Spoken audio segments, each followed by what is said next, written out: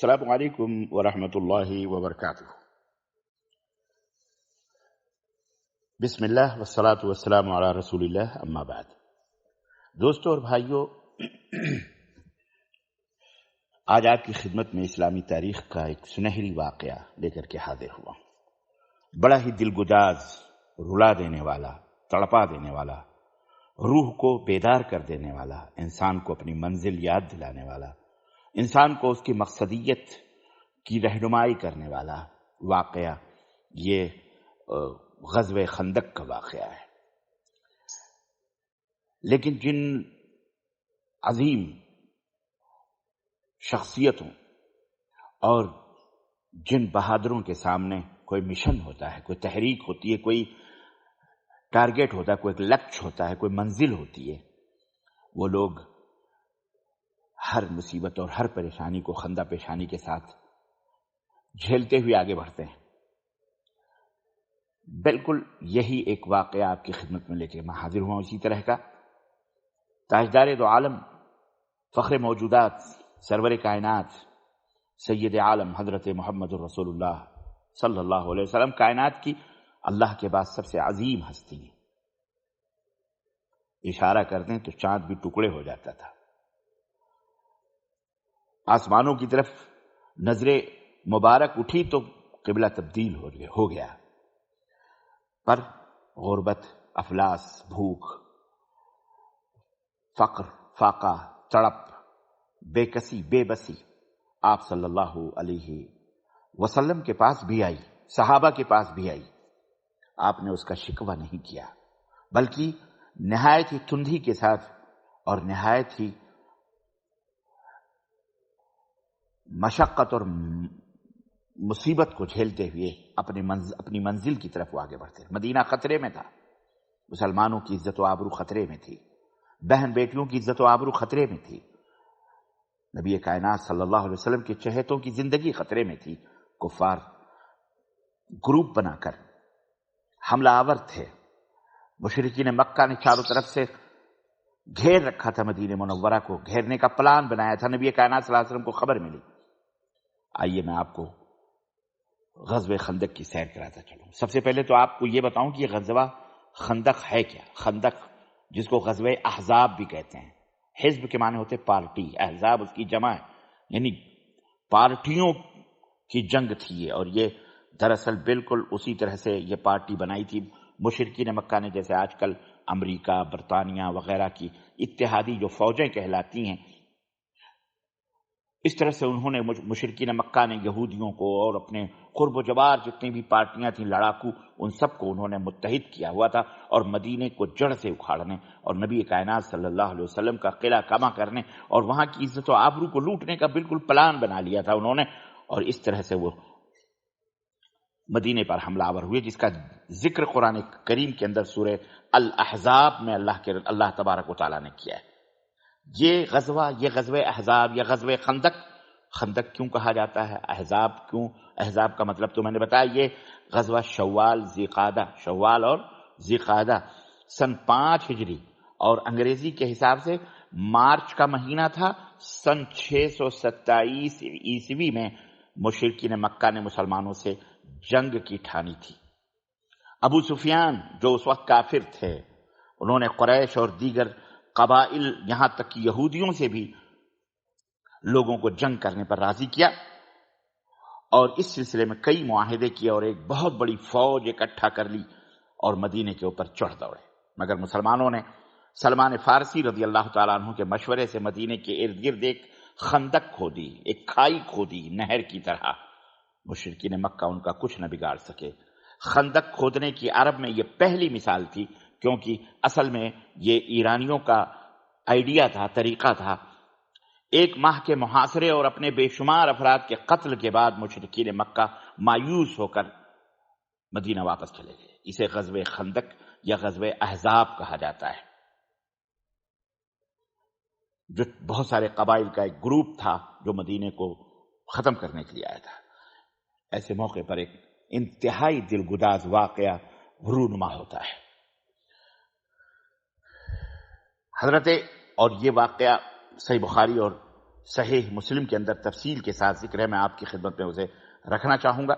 سیدنا جابر بن عبداللہ رضی اللہ تعالی عنہما بیان کرتے ہیں کہ ہم خندق والے دن خندق کھود رہے تھے کہ اچانک ایک نہایت ہی سخت چٹان ہمارے سامنے آ گئی۔ صحابہ نبی کریم صلی اللہ علیہ وسلم کی خدمت میں حاضر ہوئے اور کہنے لگے یا رسول اللہ، خندق میں ایک بھاری چٹان سامنے آ گئی ہے جو ٹوٹ نہیں رہی ہے، ہم پریشان ہیں۔ آپ صلی اللہ علیہ وسلم فرمایا میں خود خندق میں اترتا ہوں۔ پھر آپ کھڑے ہوئے اور بھوک کی وجہ سے آپ کے پیٹ بطن مبارک پر 3 پتھر بدے ہوئے تھے۔ کچھ صحابہ نے شکایت بھی کی یا رسول اللہ بہت بھوک لگی ہے، پیٹ پر ہم نے پتھر باندھا ہوا۔ مدینہ تاجدار صلی اللہ علیہ وسلم نے اپنا کرتے مبارک اٹھایا اور کہا تمہارے پیٹ پر تو 1 پتھر بدے ہیں، رسول اللہ کے پیٹ پر 3 پتھر بدے ہوئے، اور 3 دن ایسے گزرے تھے۔ صحابی کہتے ہیں کہ ہم نے کوئی چیز چکھی بھی نہ تھی، کھائی بھی نہ تھی، بس نبی کریم صلی اللہ علیہ وسلم نے پھاوڑا لیا، کدال پکڑی اور چٹان پر مارا، جس سے وہ ریت کی طرح ذرہ ذرہ وہ چٹان ہو گئی۔ جابر رضی اللہ تعالیٰ عنہ کہتے ہیں مجھ سے یہ منظر دیکھا نہ گیا، نبی کریم صلی اللہ علیہ وسلم کی بھوک کی۔ میں نے عرض کیا اے اللہ کے رسول، مجھے گھر جانے کی اجازت عنایت فرمائے۔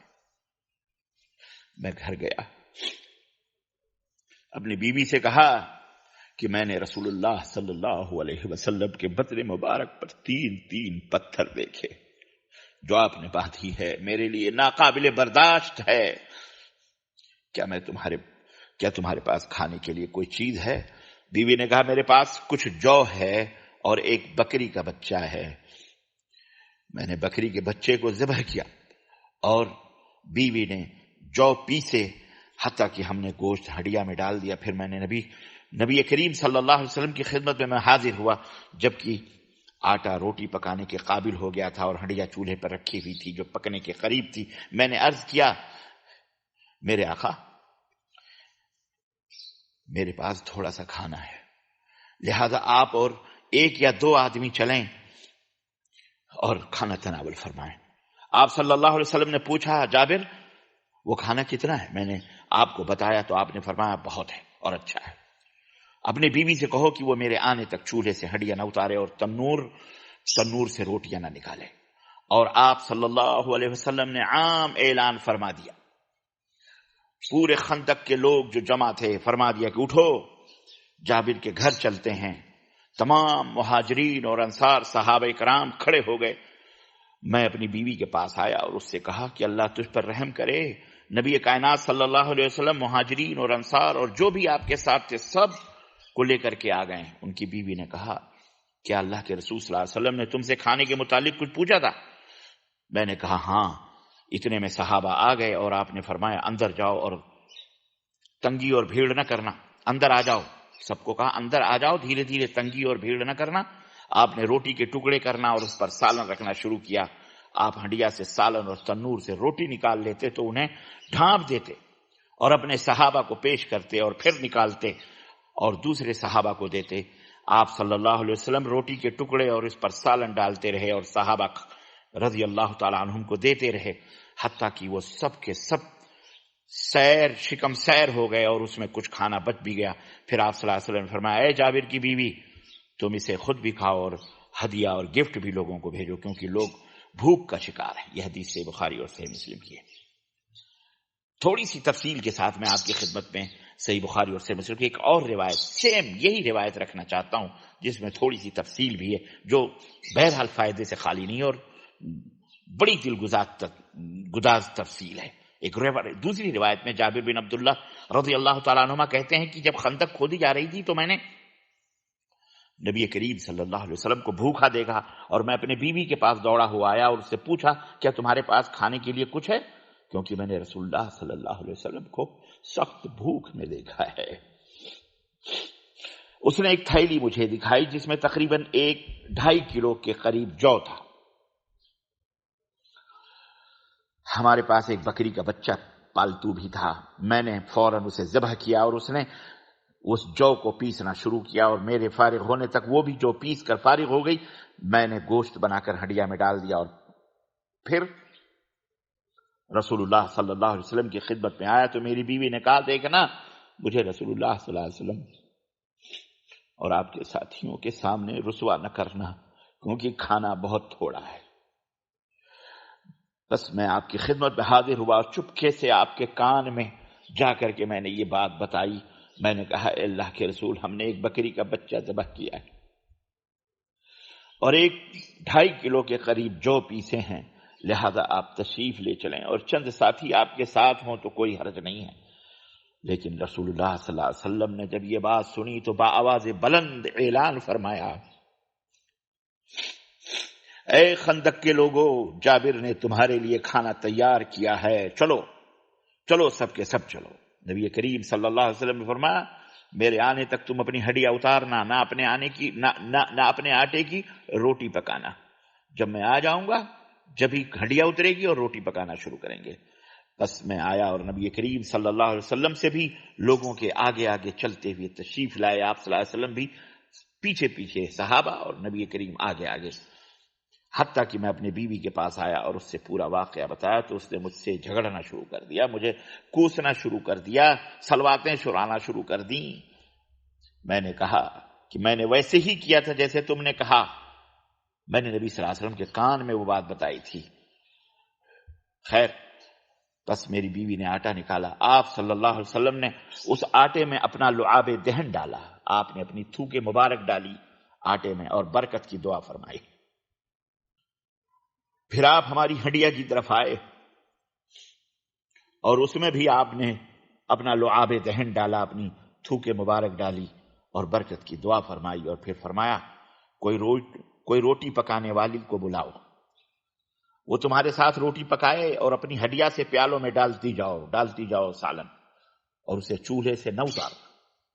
और ये सारे अफराद, मुकम्मल मुहाजिरीन, अंसार और दीगर जो खंदक के खोदने वाले थे मदीने, 1000 के करीब थे।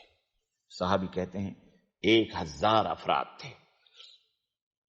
सहाबी कहते हैं, मैं अल्लाह की कसम खा करके कहता हूं कि उन सब ने खाना खा लिया, यहां तक कि वो बाकी छोड़ गए और चले गए और हमारी हड्डियां वैसे की वैसे ही रही।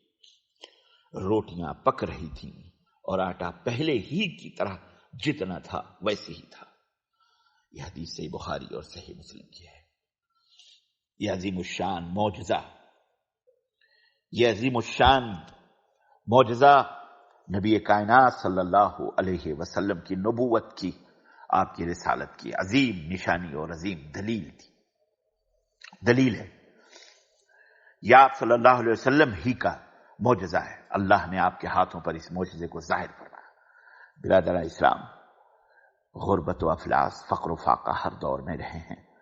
परेशानियों से नबी कायनात सल्लल्लाहु अलैहि वसल्लम जूझते हुए कभी भी मंजिल से उन्होंने मुंह न मोड़ा, अपने मकसदियत को न भूले।